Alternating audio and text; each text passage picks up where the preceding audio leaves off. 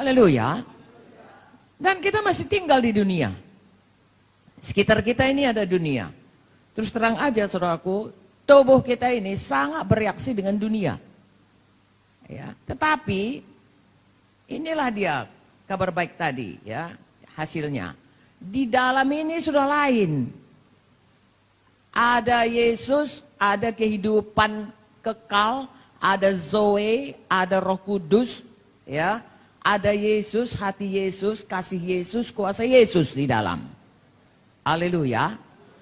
Nah, jadi kita ini roh jiwa tubuh di luar dunia, saudaraku, ya. Di dalam ini ada hati yang baru dari Yesus. Terserah kita. Makanya di sini disuruh persembahkanlah tubuhmu sebagai persembahan yang hidup, kudus, berkenan. Jadi harus tunduk kepada yang di dalam ini, Yesus ini. Kita tidak mempersembahkan tubuh kita ya sebagai satu persembahan yang tunduk kepada Tuhan. Tapi kita mempersembahkan tubuh kita kepada sesuatu yang tunduk kepada kehendak duniawi. Dan kalau kita baca firman Tuhan, saudaraku, itu akan membawa kepada maut. Nah, firman Tuhan dalam buku Yakobus berkata, hidup kita ini selalu ditarik ke dua arah. Satu, ke arah dunia, tubuh ini, kehendak tubuh ini. Satu, di dalam, ke arah Tuhan. Karena ada roh Tuhan sudah di dalam. Kalau orang dunia ini nggak ada, saudara, nggak ada pergumulan. Dia senang aja ikut dunia ini. Bahkan bisa bangga dia. Kalau dia menipu nggak ketahuan, dia bangga dia. Orang selamat, kalau betul-betul udah selamat, dia nipu, yang di dalam merana. Karena sudah hidup. Kalau yang dalam nggak merana, hati-hati saudaraku. Itu sudah dilawan Roh Kudus itu. Bukan cuma didudukakan saudaraku atau tidak diperhatikan, tidak. Sudah dilawan dia. Tuhan mau kita mempersembahkan seluruh tubuh kita ini tunduk kepada hati nurani, kepada Roh Kudus. Ya, nah inilah dia perjuangan saya dan saudara. Sesudah selamat, Anda menjadi hamba Tuhan, sampai sekarang ini kita semua jadi hamba Tuhan. Perjuangan kita saudaraku, ya, adalah apakah kita mempersembahkan diri kita, ya, kepada Tuhan, persembahan yang hidup, persembahan yang kudus, persembahan yang berkenan, artinya fokus kepada Tuhan. Segenap hati, segenap jiwa, segenap tubuh, segenap akal budi. Atau kita, saudaraku, seperti Yakobus 1. Oke, kita baca Yakobus 1. Ini orang yang bisa tertarik kepada duniawi. Seumur hidup, sampai kita pulang ke sorga. Inilah peperangan kita. Ya, jangan katakan saudaraku kalau sudah lama mengikut Tuhan tidak ada. Oh, saudaraku, kita baca saudaraku dalam kitab. Ada orang mengikut Tuhan pada awalnya raja, ya, Raja Asa, ya, luar biasa saudaraku. Ujung-ujungnya dilawannya saudaraku Tuhan. Salomo juga awal-awalnya demikian, ujung-ujungnya tidak dia setia mengikut Tuhan. Yakobus 1 ayat 12, berbahagialah orang yang bertahan dalam pencobaan. Jadi ada pencobaan, yaitu tarikan dari duniawi, hawa nafsu, manusia lama. Sebab apabila ia sudah tahan uji, ia akan menerima mahkota kehidupan yang dijanjikan Allah kepada barang siapa mengasihi dia.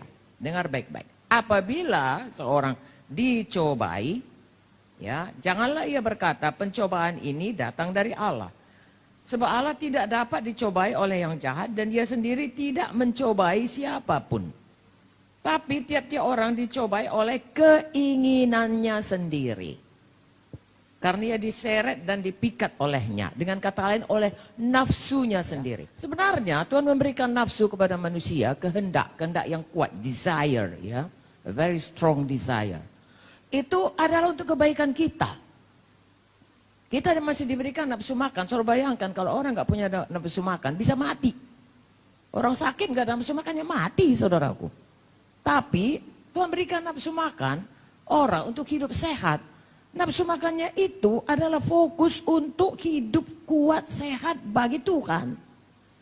Tapi kalau bagi dirinya, itu yang saudaraku makan, ya, foya-foya, ya, gluttony. Datang sana makan, datang sini. Itu nafsu makan dipakai untuk memuaskan diri. Kaya, Tuhan mau kita keberkatan. Tuhan berkata, berkat Abraham itu kaya, diberkati untuk memberkati. Menyampaikan maksud Tuhan. Tapi kalau cinta uang, nafsu kaya itu untuk cinta uang untuk diri, itu akar dari segala kejahatan. Jadi saudaraku, nafsu itu diberi Tuhan, fokus dipersembahkan untuk kemuliaan Tuhan. Kalau tidak, itu akan bisa seperti ini, dicobai ya oleh hawa nafsu yang ditunggangi setan ya. Tiap orang dicobai oleh keinginannya sendiri. Ya, ia diseret dan dipikat olehnya. Saya dan saudara bisa terseret, terpikat. Berdirilah teguh saudaraku dengan hidup fokus kepada Tuhan. Kalau tidak, di dunia ini sekitar kita, panca indera kita ini sangat peka ya akan apa yang kita lihat, apa yang kita dengar, apa yang kita rasa ya, semua. Apa yang kita cium, apa semua.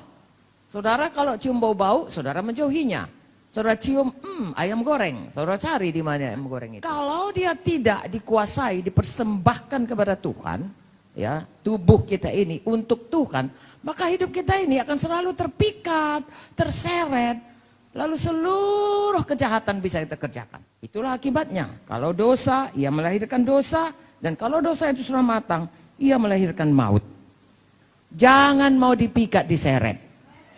Persembahkan tubuh kita sebagai persembahan yang hidup, yang kudus, yang berkenan kepada Tuhan.